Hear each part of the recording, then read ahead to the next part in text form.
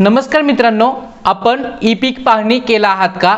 आपण ई पीक पाहणी केला असाल तर आपल्या ई पीक पाहणी गावच्या यादीमध्ये आपलं नाव समाविष्ट झालेलं आहे की नाही हे फक्त 2 मिनिटात पाहू शकता। ते कसं चेक करायचं हे आजच्या व्हिडिओमध्ये सांगणार आहे। अद्याप आपण ई पीक पाहणी केलीच नसेल तर ई पीक पाहणी कशी करावी याचा व्हिडिओ आय बटन किंवा डिस्क्रिप्शन बॉक्समध्ये पाहून ई पीक पाहणी करू शकता। तर चला आजच्या व्हिडिओला सुरू करूया।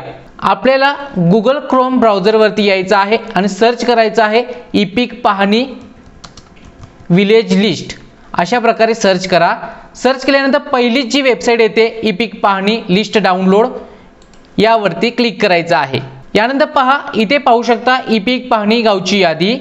यामध्ये आपल्याला ई पीक पाहणी लिस्ट डाउनलोड नावाचा ऑप्शन येऊन जाईल।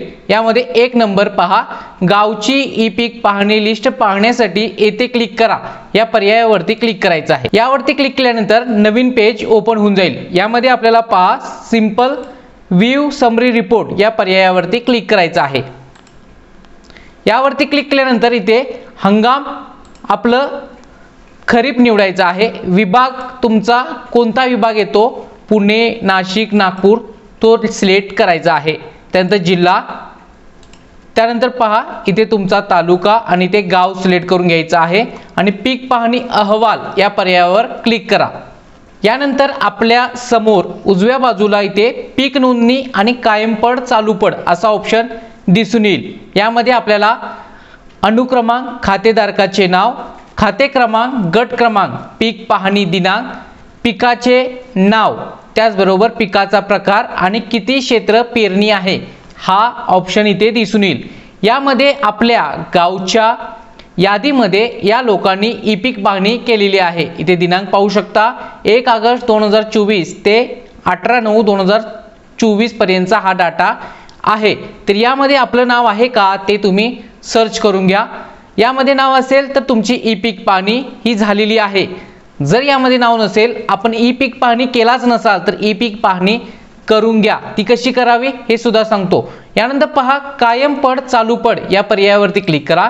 इथे तुमची कायमपड आणि चालूपड जर भरला असाल तर हा पर्याय सुद्धा ओपन होतो। यामध्ये तुमचं नाव पाहायला भेटून जाईल। अशा प्रकारे तुम्ही या वेबसाईटच्या माध्यमातून ई पीक पाहणी गावची यादी पाहू शकता। आता हा पर्याय जर मोबाईल मध्ये ओपन होत नसेल तर कोणत्या स्टेप फॉलो करावे लागतील हे पाहू शकता। मोबाईल मध्ये काय करावं लागेल इथून पुढे पहा। मोबाईल वर पाहण्यासाठी ई पीक पाहणी तुमचा जो ॲप आहे तो ॲप ओपन करा। यानंतर पहा आपल्याला येथे गावचे खातेदारांची पीक पाहणी या पर्यायावरती क्लिक करायचं आहे। या पर्यायावरती क्लिक केल्यानंतर शेतकऱ्यांची संपूर्ण नावे इथे ओपन झालेली दिसतील। तर यामध्ये तुम्हाला खालती यायचं आहे। गावची संपूर्ण नावे आहेत, पण इथे पहा जे ग्रीन आहे त्याच्या समोर डोळ्याचं चिन्ह आहे त्या पर्यायावरती क्लिक करा। तर त्याच व्यक्तीचं पीक पाहणी हे झालेलं आहे इथे तुम्हाला पाहायला भेटतंय। अशा पद्धतीने मी हाईड जरी केला असेल तर तुमची ई पीक पाहणी झाली की नाही हे पाहण्यासाठी तुमच्या ई पीक पाहणी ॲप वरती तुम्हाला ग्रीन येणं गरजेचं आहे। तसंच PC वरती पाहण्यासाठी स्टेप मी दाखवलेली आहे, तिथे गावची यादी डायरेक्टली येते। अशा प्रकारे तुम्ही तुमच्या मोबाईल वरती सुद्धा चेक करू शकता।